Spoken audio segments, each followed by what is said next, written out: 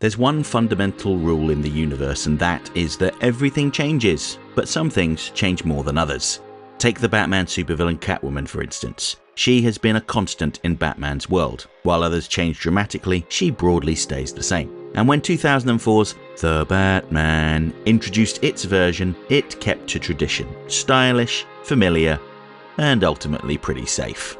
But before I get to that, I want to talk about Catwoman's comic book origins and how she had been used prior to The Batman. Catwoman first appeared in Batman #1, published in 1940.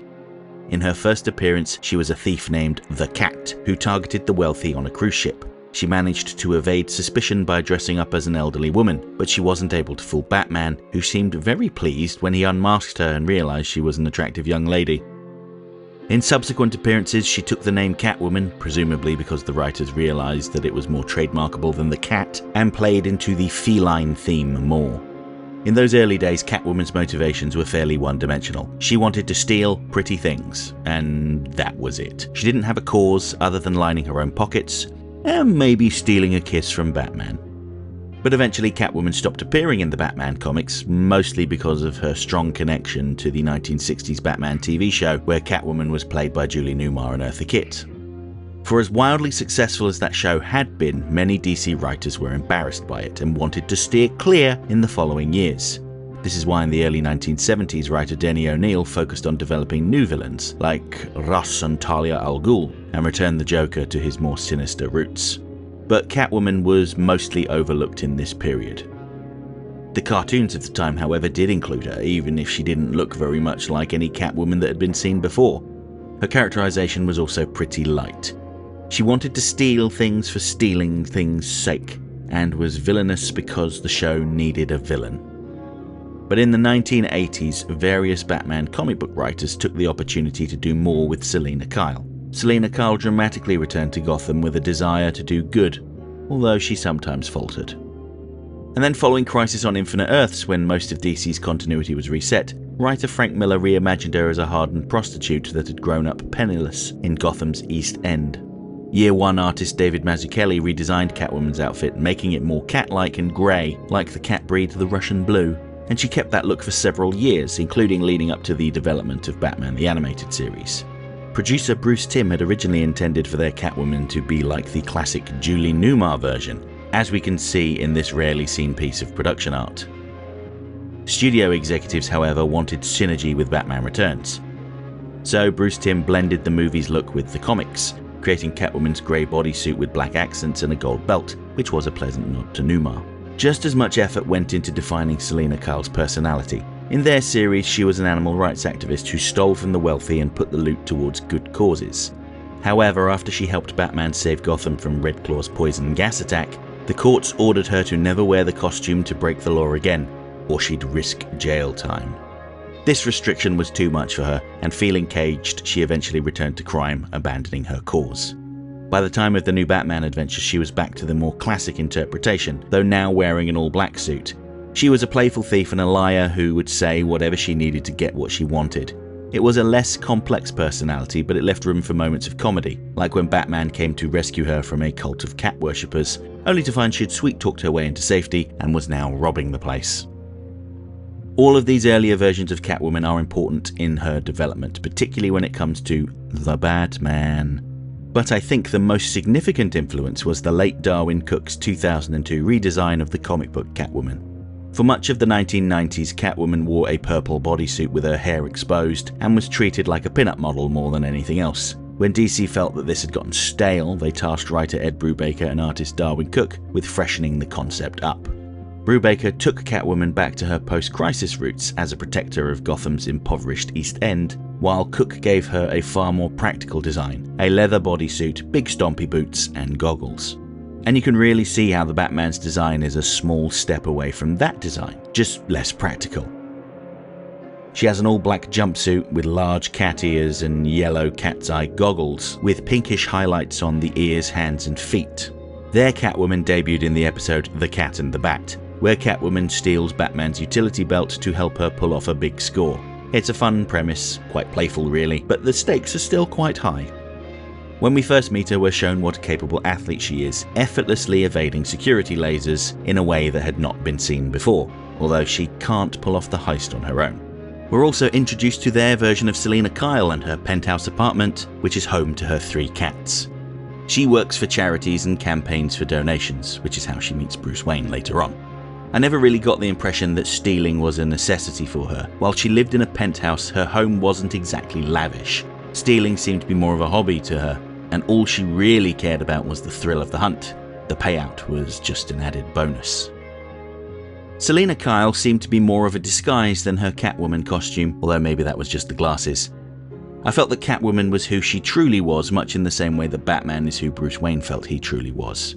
When the press tried to force a connection between Batman and Catwoman, Catwoman decides she has to meet Batman for herself, but it was all a game to her. The Batman's Catwoman was a living homage to pretty much every other version of Catwoman that had come before. She had the look that was inspired by the modern costume redesign. She strongly believed that animals didn't belong in captivity, tying her back to the BTAS version, and she was a playful thief, which references her comic book roots. The show even nodded to Catwoman's history with the episode The Bat, the Cat and the Very Ugly. The title riffs on both the good, the bad and the ugly, a story about uneasy alliances in the pursuit of hidden treasure, and the famous marketing tagline for Batman Returns, The Bat, the Cat and the Penguin. In that episode, Catwoman and Penguin go after the same set of statues, and then they decide to work together. They might seem like a strong unit, but the Penguin feigns romantic interest in Catwoman to lull her into a false sense of security before he betrays her. But don't feel too bad for her, she had planned on selling him out too. When Catwoman and Batman team up to stop the Penguin from using the statues to destroy Gotham with laser beams, don't ask.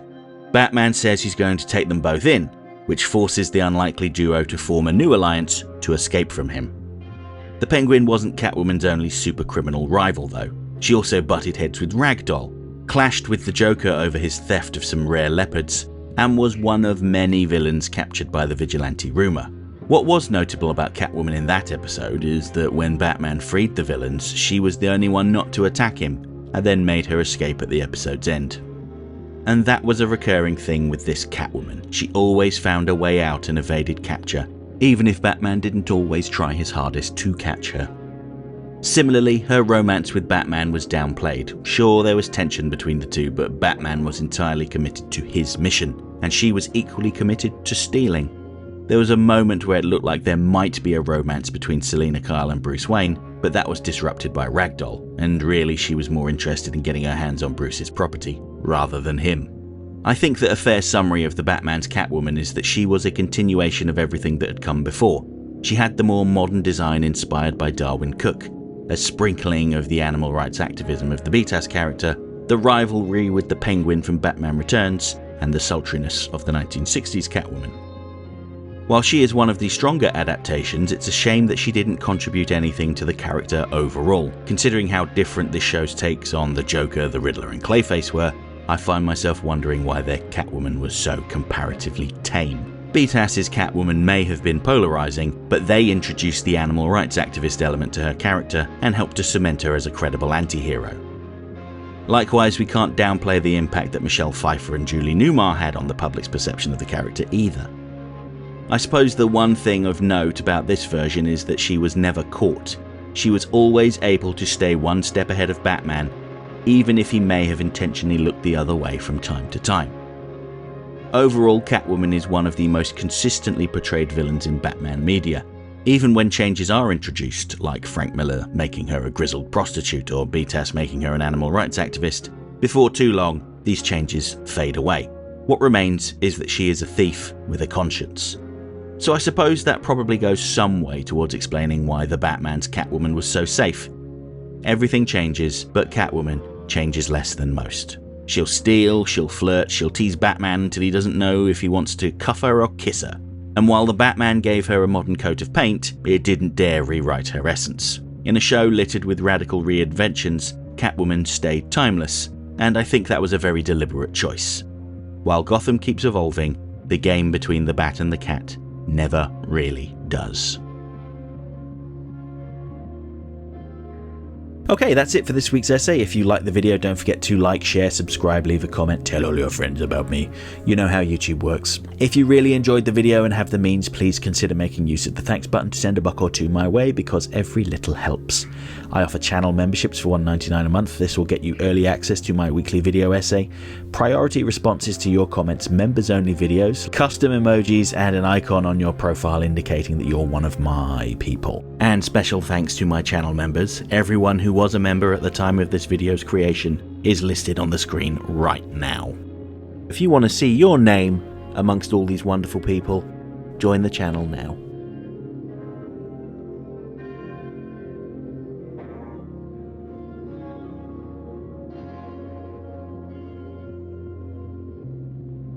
Next time.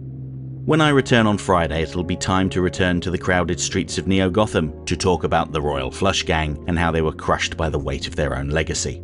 And next Monday, you asked for it, so you're getting it. The overwhelming winner of my latest Beware the Batman poll, Deathstroke. And yes, I will also cover his Teen Titans counterpart, Slade. Hope to see you then.